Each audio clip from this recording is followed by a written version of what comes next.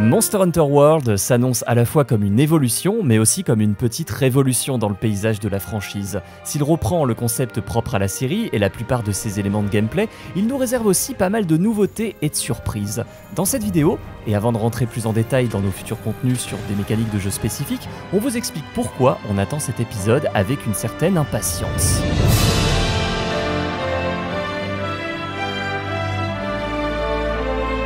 Bien entendu, l'idée n'est pas de vous exposer une à une toutes les raisons de cette hype, ce serait bien trop long, mais de faire le point sur les nouveautés qui nous semblent vraiment importantes si vous comptez vous aussi vous lancer dans l'aventure.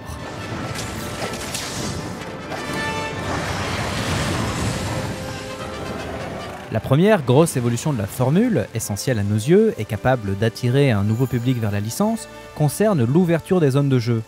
Alors que les choses soient claires, Monster Hunter World n'est pas un véritable open world. Il existe toujours des temps de chargement entre les différents environnements du jeu, mais l'exploration au sein même des cartes est désormais plus libre.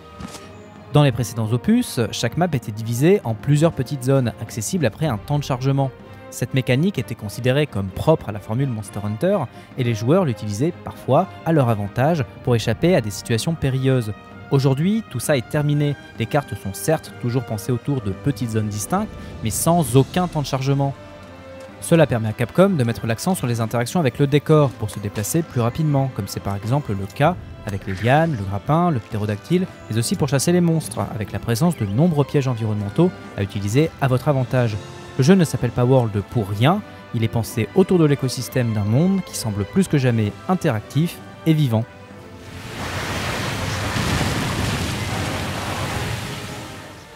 Si les graphismes ne font pas tout et si la série reste avant tout focalisée sur son gameplay, la sortie du jeu sur PS4, Xbox One et plus tard sur PC offre de nouvelles perspectives à la licence. Au-delà de rendre le jeu plus beau et donc l'exploration plus agréable, la technique plus avancée de ce MH World rend possible des choses qui ne l'étaient pas avant sur 3DS et PSP. Comme des graphismes plus riches, avec de meilleures animations, des monstres qui semblent encore plus vivants, des interactions inédites, ou bien encore un équipement plus détaillé qui rendra vraiment hommage au travail des artistes de Capcom. Et même si vous allez probablement porter un casque durant pas mal d'heures durant l'aventure, le nouveau système de création de personnages prouve que le studio a mis le paquet sur l'aspect visuel du jeu. Ces évolutions graphiques et techniques touchent donc à la fois l'esthétique de cet opus, mais plus important encore, sa jouabilité.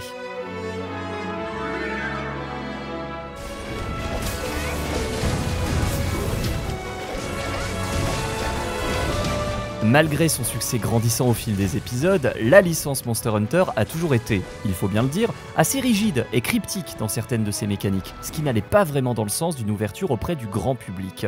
Entre le manque de description de certains talents, les phases de récolte très fastidieuses ou encore un système d'artisanat parfois casse-tête, il fallait s'accrocher et consulter les wikis pour avoir une bonne compréhension du jeu. Capcom a enfin décidé de remédier à ça avec un jeu plus clair dans ses mécaniques, plus généreux en explications et doté d'une interface enrichie. On citera par exemple l'apparition d'un codex de chasse rempli d'informations utiles sur les monstres et le terrain, la récolte sans temps mort et en pleine course, ou bien encore une interface de craft enfin détaillée. Et comment ne pas mentionner le fait de pouvoir désormais changer d'équipement en pleine mission en retournant simplement dans un campement, un élément qui risque de changer pas mal de choses lors des chasses les plus avancées.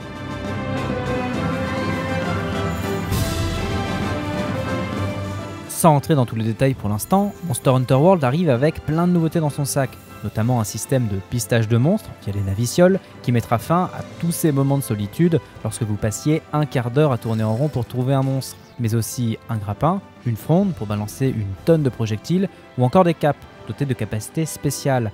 Bref, la chasse va prendre une toute autre dimension avec cet épisode. N'oublions pas non plus l'aspect social et multi du jeu avec l'arrivée des clans, le multi entre tous les pays du monde et la facilité avec laquelle on pourra demander l'aide d'autres chasseurs durant une quête. Il faudra bien entendu revenir plus en détail sur ces nombreuses nouveautés, mais bon, c'est pour ça que nous sommes là et que vous êtes ici.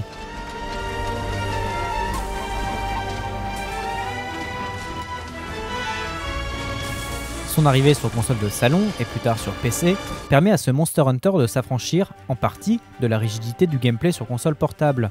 Les vétérans se souviendront de la gymnastique de l'index sur PSP pour gérer la caméra, et on a une pensée émue pour tous ces CirclePad Pro 3DS qui prennent la poussière dans vos tiroirs.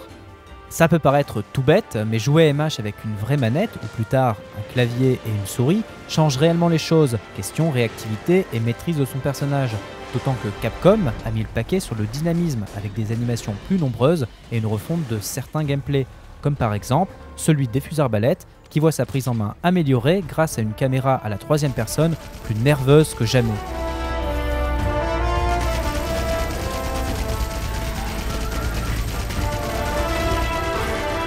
Si la licence Monster Hunter reste très attachée à ses grands classiques, tels que le Rathalos, la Ratian ou encore le Diablos, le bestiaire de Monster Hunter World s'annonce rempli de nouvelles têtes. Et le plus important, des nouvelles têtes qui semblent réussies, aussi bien côté design que côté comportement et challenge. Anjanat, Tobi-Kadashi, Nergigante, Radoban, on espère bien que ces petits nouveaux trouveront une place de choix aux côtés des monstres les plus emblématiques de la série.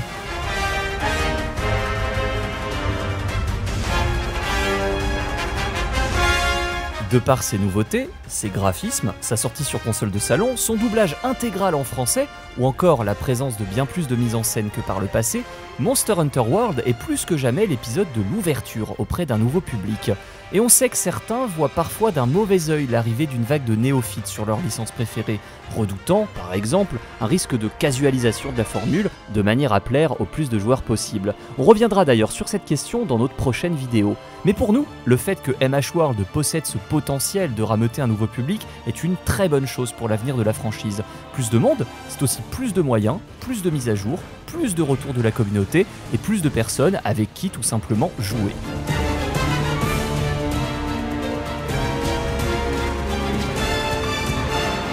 Il y aurait encore des tonnes de choses à vous dire sur le sujet, mais comme vous l'avez constaté, c'est avant tout parce que Capcom a enfin pris le temps de faire véritablement évoluer la formule de la licence que ce Monster Hunter World nous attire.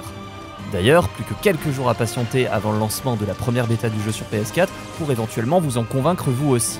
On sera bien entendu au rendez-vous avec une couverture détaillée de l'événement, en vidéo et en live. En attendant, eh bien c'est à vous de nous dire dans les commentaires pour quelles raisons vous attendez vous aussi ce Monster Hunter World. Allez, salut!